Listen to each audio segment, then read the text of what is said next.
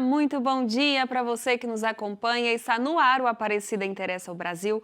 É uma alegria ter a sua companhia nesta quinta-feira e levar até você os principais destaques da nossa igreja. E hoje é um dia muito especial aqui para o Santuário Nacional, porque aconteceu hoje cedo a inauguração da usina de reciclagem São Geraldo.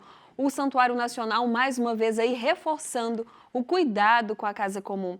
E para trazer os detalhes para a gente deste momento, a gente conversa agora com a Carla Borges. Bom dia, Carla, seja bem-vinda.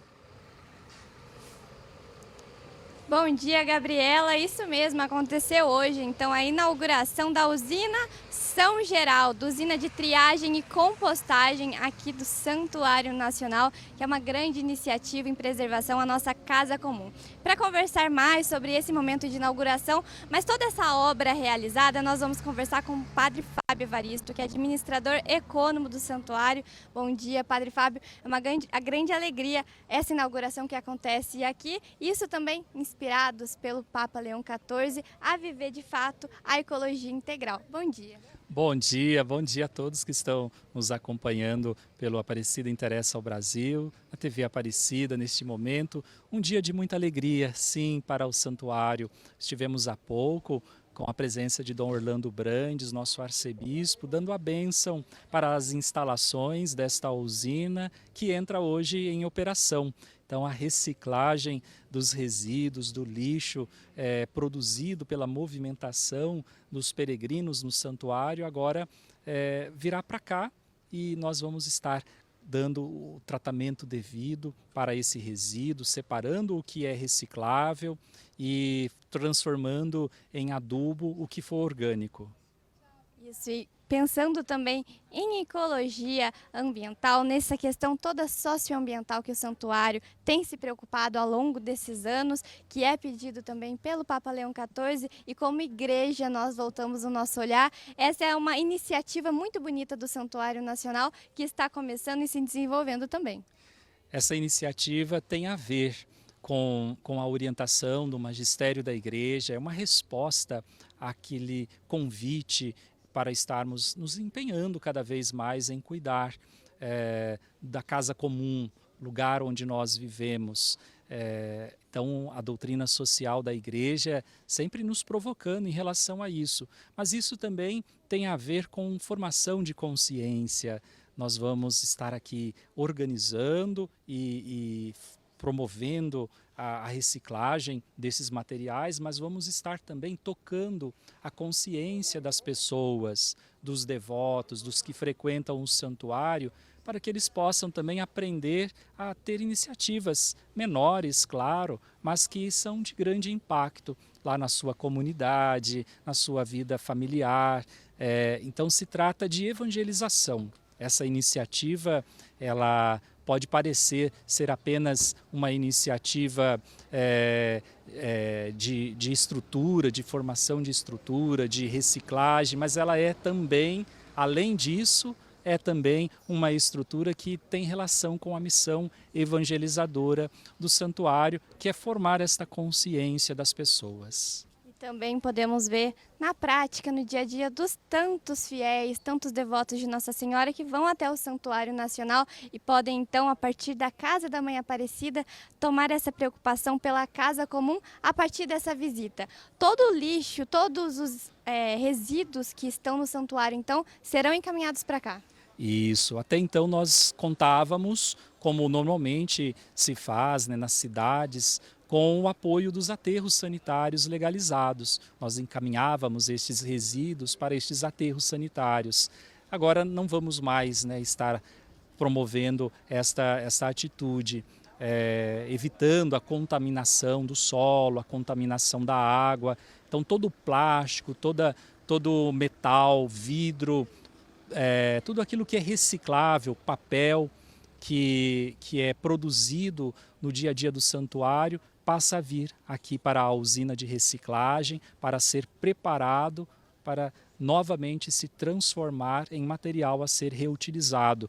E o que é orgânico, os restos de alimento, as folhas, vai vir para cá também, porque nós vamos transformar isso em adubo para usar nos jardins e nas áreas reflorestadas. Aqui no entorno deste lugar onde nós estamos, nós temos diversos espaços que trabalhamos o reflorestamento, o replantio de árvores. Então, nestas áreas, nós vamos estar usando esse composto que será produzido a partir desse material orgânico. E uma obra que é feita graças à fidelidade e à contribuição de quem é da nossa família dos devotos, que faz a diferença. Aqui não somos somente nós trabalhando, sempre são os devotos de Nossa Senhora Aparecida. São eles que possibilitam oferecer este exemplo, este testemunho para o mundo, para a sociedade.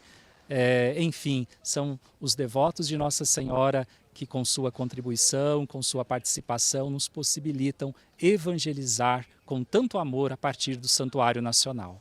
Padre Fábio, muito obrigado pela participação no programa Aparecida Interessa o Brasil. É uma alegria continuar, então, mostrando essas ações de cuidado com a Casa Comum.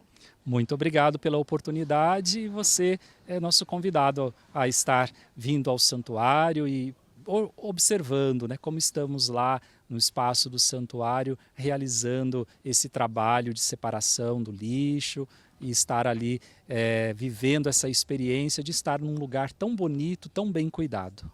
Obrigada, Padre. E nessa iniciativa, então, socioambiental, a gente agradece você da família dos devotos. Gabriele, nós voltamos com isso para você aí no estúdio, com essa alegria de ser família dos devotos e de mostrar essas grandes obras que acontecem a partir da Casa da Mãe Aparecida pela Casa Comum.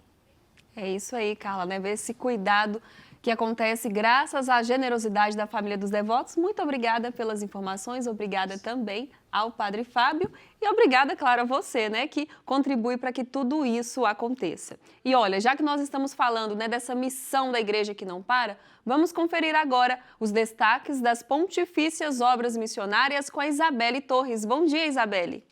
Bom dia, Gabi. Sejam bem-vindos para mais um Boletim Igreja em Missão. Essa semana, dia 28 de fevereiro, iremos comemorar o 100º aniversário do documento Rerum Ecclesiae. Este documento que foi um dos precursores do Vaticano II e que será relançado pelas Pontifícias Obras Missionárias em parceria com a CNBB. E agora iremos ouvir um pouco do Padre Rafael, ele que é secretário da União Missionária, falar sobre a importância deste documento.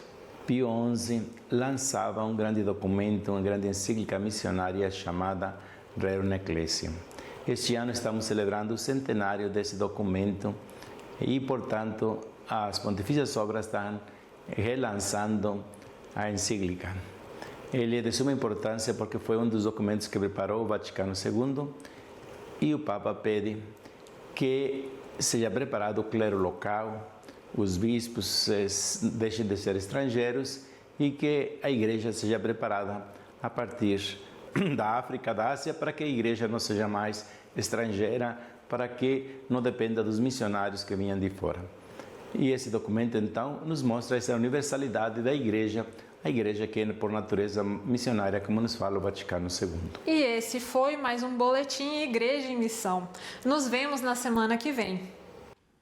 Até a próxima semana, Isabelle, muito obrigada. E agora a gente continua trazendo reflexões, mas agora do Observatório de Comunicação Religiosa.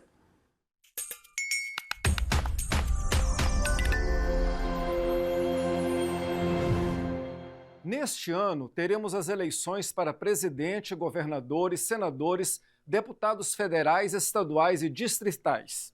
A religião, que para muitos é um porto seguro, um lugar de acolhimento e fé, virou arma eleitoral. Como isso acontece? Grupos políticos, travestidos de grupos religiosos, manipulam a nossa fé de diversas maneiras. Primeiro, pelo moralismo. Usam discursos que tentam impor uma visão única de família e costumes, como se fossem os únicos valores cristãos. Esquecem que o Evangelho é muito mais sobre amor ao próximo do que sobre normas morais. Depois, vem o uso das redes digitais. Perfis falsos, correntes de oração em aplicativos de mensagens e vídeos bombásticos espalham medo. O medo do inimigo, do fim dos tempos, do diabo. E qual é a solução que eles vendem? Candidatos escolhidos por Deus, como se um político pudesse nos salvar de tudo de ruim, como o Messias, um enviado de Deus. O que esses grupos religiosos querem não é defender a sua fé. Eles têm um projeto claro de poder político. Eles querem dominar a máquina pública para impor a visão deles a toda a sociedade, inclusive a quem não compartilha da mesma crença. E são espertos. Eles sabem que se embrulharem esse projeto de poder num discurso religioso cheio de versículos bíblicos soltos e frases de efeito, muitos de nós, por confiança e devoção, embarcamos sem perceber a intenção real desses grupos. Aqui vão algumas dicas do Observatório da Comunicação Religiosa. Desconfie de salvadores da pátria. Nenhum político é um Messias. Desconfie de quem se apresenta como a única solução ou o enviado de Deus para a política. Antes de repassar conteúdos, confira e faça a checagem. No calor das eleições, seus parentes ou até mesmo um líder religioso podem compartilhar algo que parece muito grave, mas é uma notícia falsa, um vídeo antigo ou um áudio tirado do contexto. Antes de sair compartilhando e espalhar o medo, pare e pesquise. Compare o discurso com a prática. O candidato fala bonito sobre famílias e valores, mas qual é a história dele? O que ele já fez pela comunidade? Seu projeto realmente ajuda os pobres, os doentes, os mais necessitados? Separe a fé da política partidária. Sua fé te dá princípios como honestidade, compaixão e justiça. Use esses princípios para avaliar os candidatos, mas não deixe que ninguém lhe convença de que votar em fulano é a única forma de ser um bom cristão.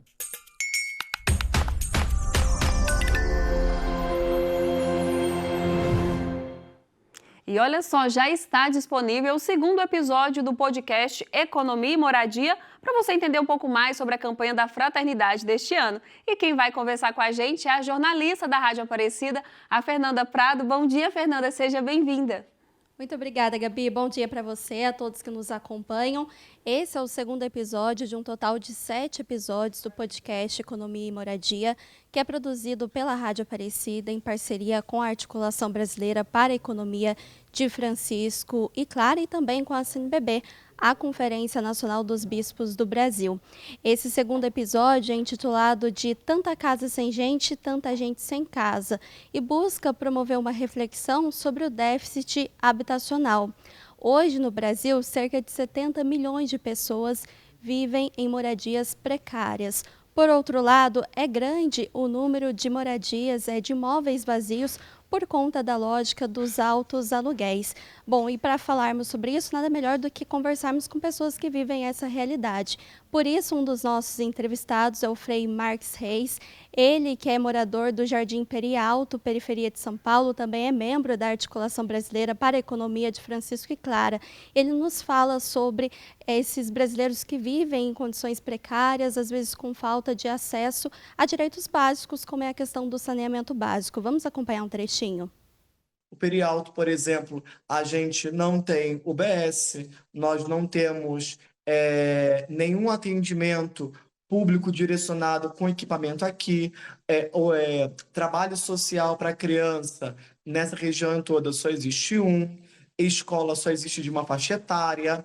Então, temos aqui o Futuro Melhor, que é uma ocupação que tem mais de 4 mil famílias que moram lá e que até 3 anos atrás não tinha saneamento básico, não tinha luz elétrica ligada, não tinha água ligada.